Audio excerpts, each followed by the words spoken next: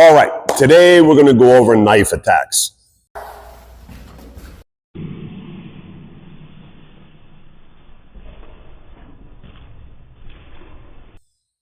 So this is something that I hear all the time from people, right? Oh, I can stab a dog. No, you can't. Not a well-trained dog, you can't, right? So here what we're going to do is we're going to show 3 different versions of knife attacks.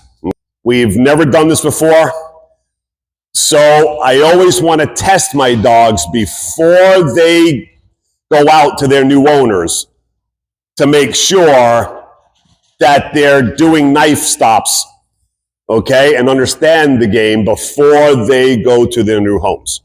All right, so a few things before we get into the video and show the examples.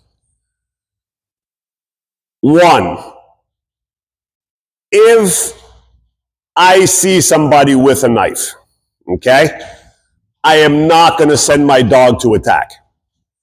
I am going to put the dog in a really bad situation running into a knife. I'm giving the advantage to the person that I'm sending the dog on. Okay?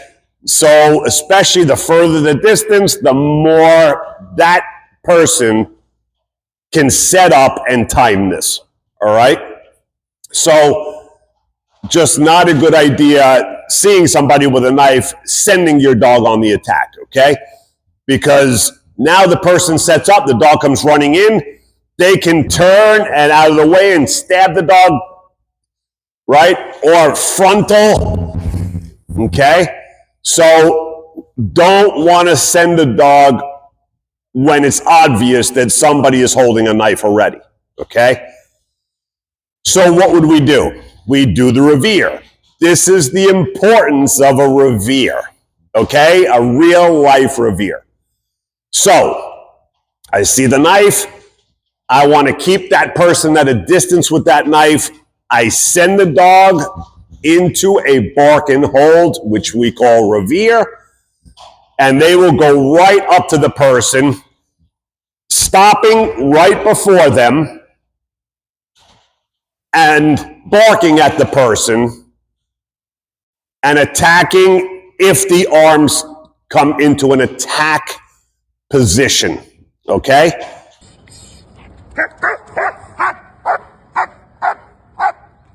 Oh, nice.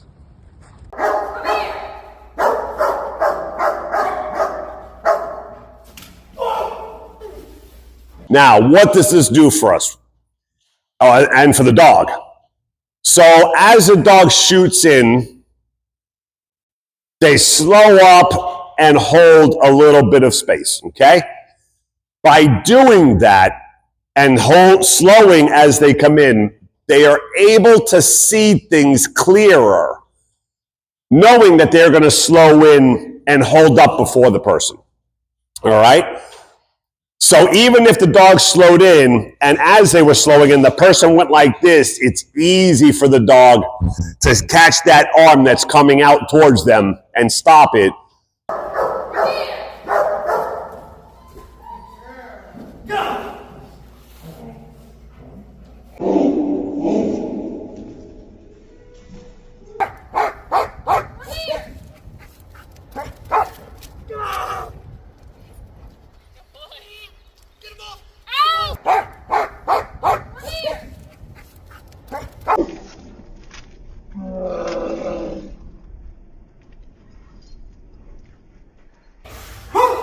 Oh, damn. Oh, good head. Because of the slowing the pace down, knowing that they're not going in for the attack, they can see things a lot clearer, okay? Instead of missiling and just thinking about the hit, okay? So it's much easier for a dog this way and to protect themselves, all right? So dog comes in, stops here, is looking at the situation. Okay? And a trained dog is looking at the arms because it could be left, it could be right. We teach both arms because you never know what it's going to be. Okay? Most people are right-handed, so we know 90% of the time it should be in the right. But you never know, even a right-handed person may not have shifted the knife to the right hand yet when they pulled it out, and it ends up in the left hand. So the dog has to be prepared for both things, right or left.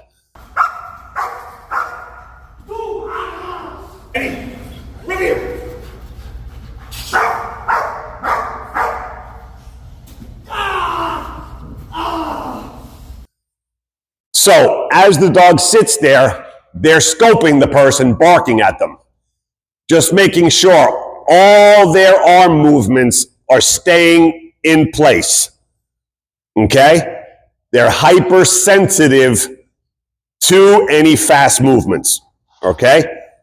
So when the person goes like this, the dog automatically goes after that movement and is going to stop it before it ever gets around. All right? So just saying, it is very difficult, right, to stop a knife attack on a well-trained dog. So I laugh when people say, oh, I'll stab the dog, I'll stab.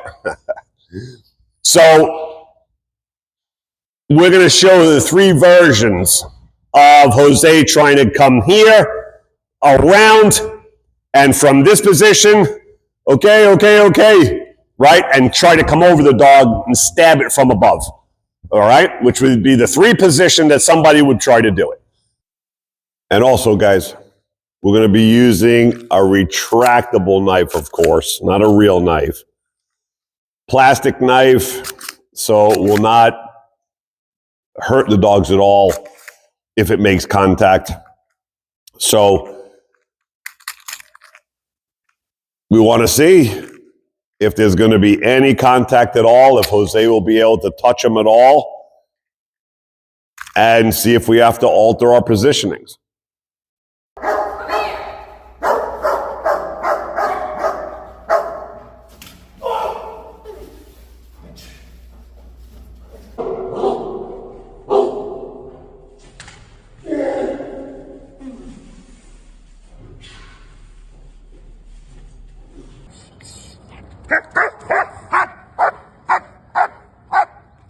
Oh, nice.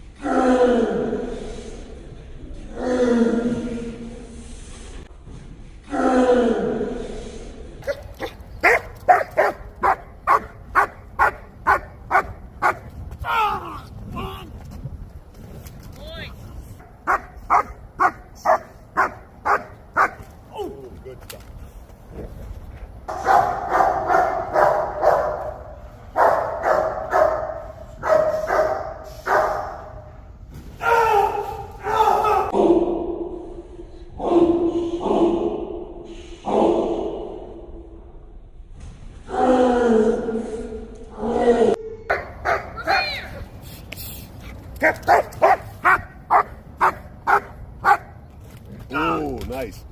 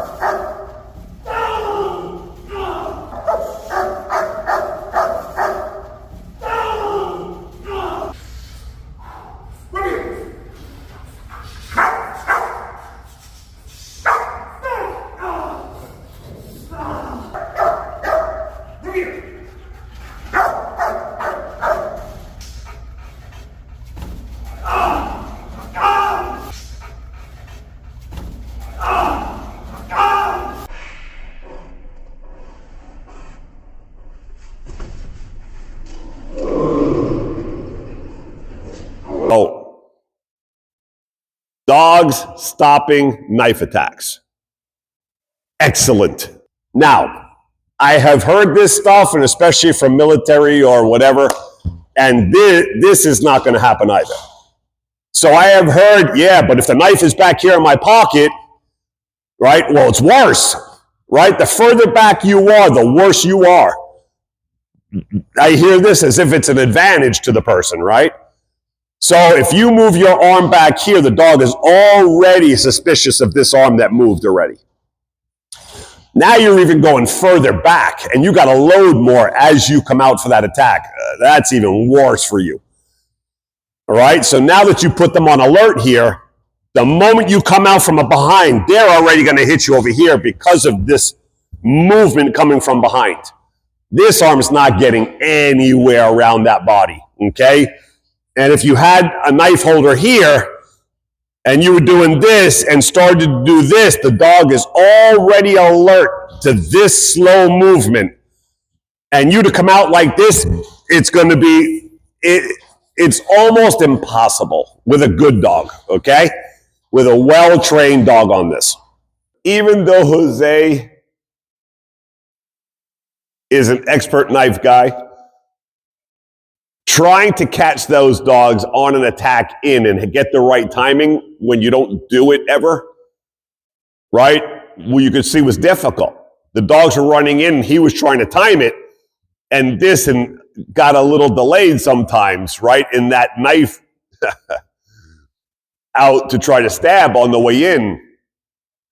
Oh, damn. Because the mind and eye, the hand-eye coordination with this, it's not like Jose has done it ever and has practiced, dogs going to attack him with knife attacks, trying to get them on the entry. So with somebody in the public, you know that they've never been practicing knife attacks on dog coming in to attack them, right? So they're going to be absolutely clueless in the deer in headlights. What do I do? Is he going to actually attack? Is he going to hold off? Is he really? They have no idea the dog training game. They don't know what the dogs are supposed to do, what the exercise is. So you have somebody actually in the public who's clueless to what's going to happen and has never had any experience or practice with hand-eye coordination on trying to stab a dog. All right? So it makes it very difficult for somebody to get this right. All right, so all's good. Can't be caught. Wasn't even close. So we're good. So the positioning of the dogs are good. I don't have to go switch things and alter things now because I know that they're pretty safe. Okay? That it wasn't even really close, right? Any of the shots Jose gave at trying to stab him. So that's what we want to see. And for people who think, that they're just going to stab a dog, now a trained dog we're talking, right? That understands bite work and targeting arms and all that kind of stuff. Very difficult with a good, skilled dog. Okay? So, see you next time. Dog Force 1.